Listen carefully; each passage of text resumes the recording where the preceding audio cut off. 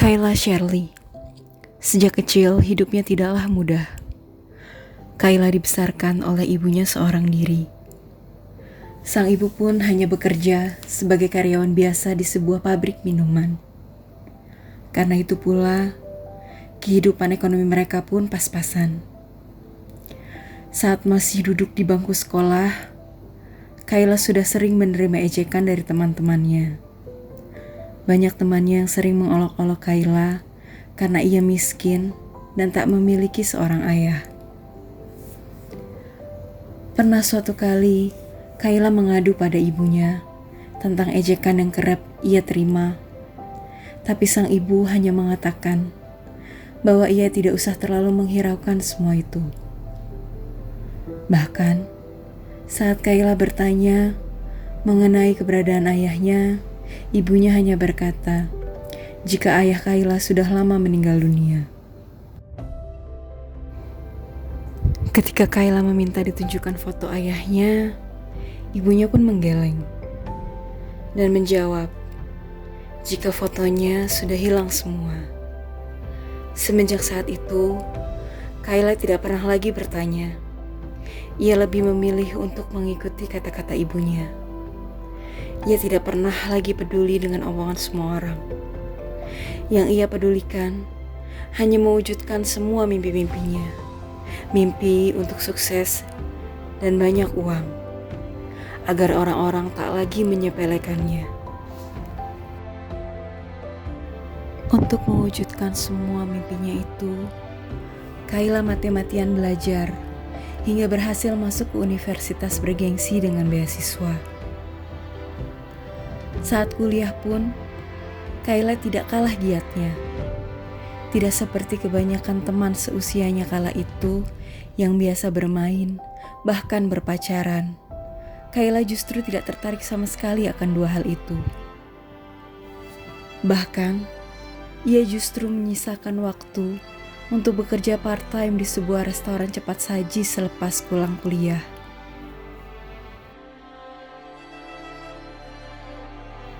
Akhirnya, semua perjuangan Kayla pun berbuah manis.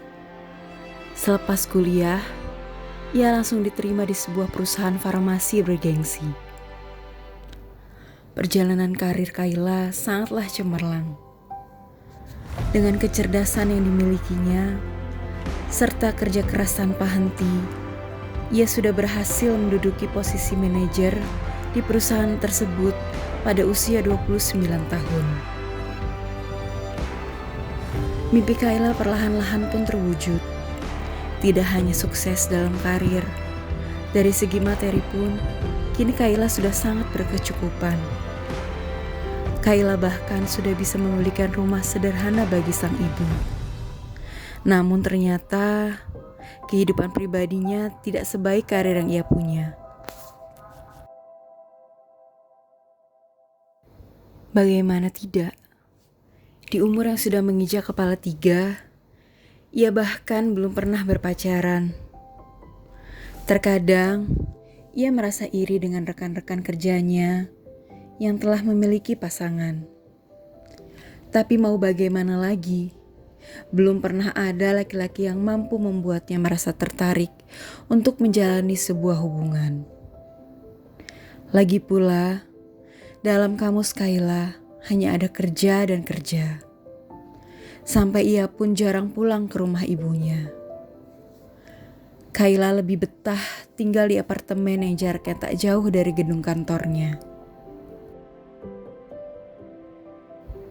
Suatu hari, atasannya yang iba melihat Kayla menyarankannya untuk mengambil cuti.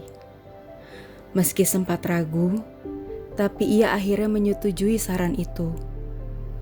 Kayla lantas memutuskan berlibur keluar kota, dan tak disangka-sangka, di sana ia bertemu dengan seorang pria. Pria itu bernama Biru.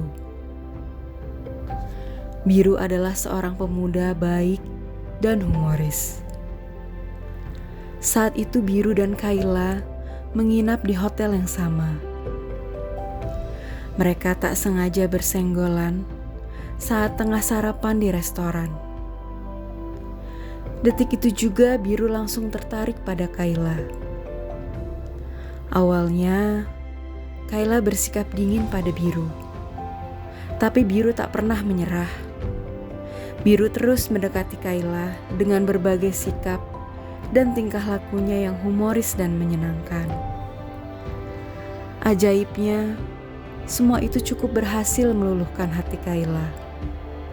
Sedikit demi sedikit, Kayla mulai membuka hati dan tertarik pada Biru. Di sisa liburan yang dijalani Kayla, akhirnya mereka pun saling bertukar nomor ponsel dan terus menjalani pertemanan. Siapa yang sangka, hubungan itu pun berlanjut. Kayla mulai merasakan benih-benih cinta makin tumbuh di hatinya. Begitu pula dengan Biru. Mereka berdua lantas memutuskan untuk mulai berpacaran.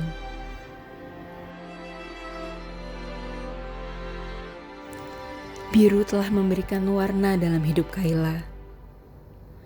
Kian hari, Kayla pun kian menyayangi kekasihnya itu. Begitu pula sebaliknya. Hubungan mereka kian dekat dan intim. Hingga 1 tahun bersama, Biru menyampaikan niatnya untuk lebih serius lagi. Kayla tentu senang, tapi ia juga khawatir. Kayla sadar tidak banyak yang ia ketahui tentang Biru. Kekasihnya itu hanya pernah menunjukkan foto keluarganya saja, tanpa pernah mengenalkannya secara langsung. Pasalnya, keluarga Biru tinggal di Kalimantan. Kebetulan, Biru merantau dan bekerja di Jakarta seorang diri, tanpa sanak saudara. Tak beda jauh, Kayla pun belum pernah mengenalkan Biru pada ibunya. Ia hanya sempat mengatakan pada sang ibu bahwa ia telah memiliki seorang kekasih, namun tak pernah sempat membicarakannya secara serius. Dengan banyak pertimbangan dan mencoba untuk memberanikan diri, Kayla akhirnya minta untuk dikenalkan pada keluarga besar Biru. Kemudian setelah itu, ia berencana mengenalkan Biru pada ibunya. Mereka berdua setuju. Kemudian berangkat ke Kalimantan untuk menemui keluarga Biru. Sesampainya di sana, keluarga Biru menyambut mereka dengan ramah dan baik. Kayla merasa diterima dan diperlakukan dengan sangat baik.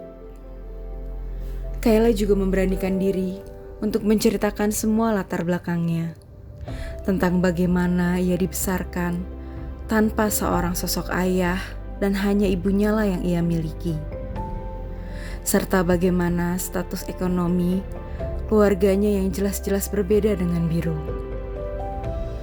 Hal itu nampaknya bukanlah masalah bagi keluarga Biru. Ayah, ibu, dan kedua adik laki-laki Biru tetap bersikap ramah dan menerima Kayla apa adanya. Kayla benar-benar tidak menyangka akan sehangat ini berada di tengah-tengah keluarga Biru yang harmonis. Ia bahkan tidak pernah berpikir akan diterima dan diperlakukan sebaik ini oleh keluarga Biru. Ini adalah pengalaman baru yang membuat Kayla sangat senang.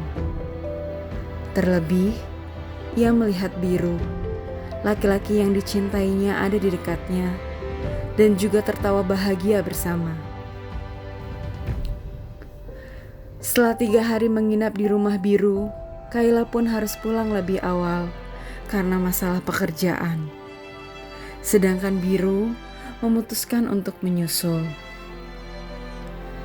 Semua perjalanan itu sangat lancar dan menyenangkan. Dan betapa bahagianya Kayla. Ia bahkan mulai berpikir untuk langsung menyetujui ajakan serius Biru. Namun, kebahagiaannya itu tidaklah lama. Biru tiba-tiba saja menghilang. Ia seperti ditelan bumi secara mendadak. Berhari-hari Kayla mencoba menghubunginya lewat ponsel tapi gagal. Kayla juga sudah berusaha menghubungi teman, bahkan keluarga biru. Tapi sayang hasilnya nihil. Bahkan saat Kayla mendatangi tempat tinggalnya, biru sudah pindah.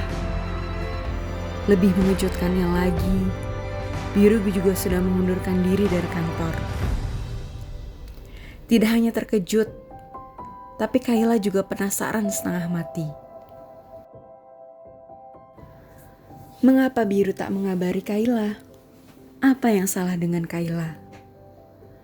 Apa yang sudah Kayla lakukan hingga biru sampai tega meninggalkannya begitu saja, bahkan tanpa satu kata pun? Kayla pun makin frustasi. Beberapa minggu telah berlalu, biru tetap tidak ada kabar. Kayla yang sudah terlanjur cinta mati dibuatnya hampir gila. Ini adalah kehilangan yang mendadak. Tidak akan ada satu manusia pun yang mampu menerima perpisahan seperti ini dengan baik-baik saja. Apalagi Kayla. Kayla butuh penjelasan. Ia hampir tidak bisa makan dan tidur dengan baik. Bahkan semangat kerjanya pun kian memburuk.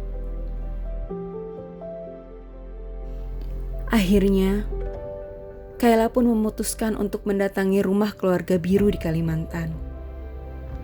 Dan benar saja, saat Kayla datang, birulah yang pertama kali menyambutnya. Ia kemudian mengajak Kayla untuk berbicara di luar. Kayla yang tidak ingin mengganggu keluarga biru menyetujui ajakan itu. Kayla yang selama ini menahan amarah lantas melampiaskan semuanya pada biru. Saat itu biru hanya terdiam, memandangi wajah Kayla dengan seksama.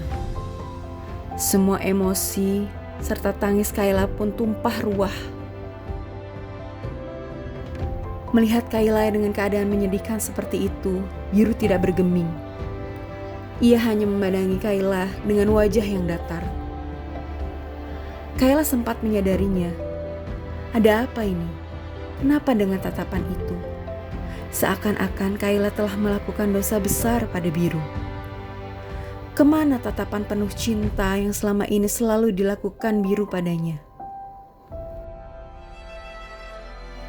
Kemudian setelah Kayla puas menumpahkan semua kegalauan hatinya, kali ini giliran biru yang berbicara. Ternyata tidak begitu banyak kalimat yang terucap dari bibir biru. Namun, semua itu cukup membuat Kayla sangat terkejut. Bahkan, hampir saja membuat jantung Kayla berhenti. Kayla tersentak tak percaya. Ia terdiam sejenak dan mencerna semua perkataan biru. Kita tidak bisa bersama. Kita satu darah. Ayahku pernah berselingkuh dengan ibumu dan lahirlah kamu. Itu saja penjelasan dariku. Selebihnya, silahkan tanya pada ibumu. Dan tolong jangan lagi menampakkan diri di depanku.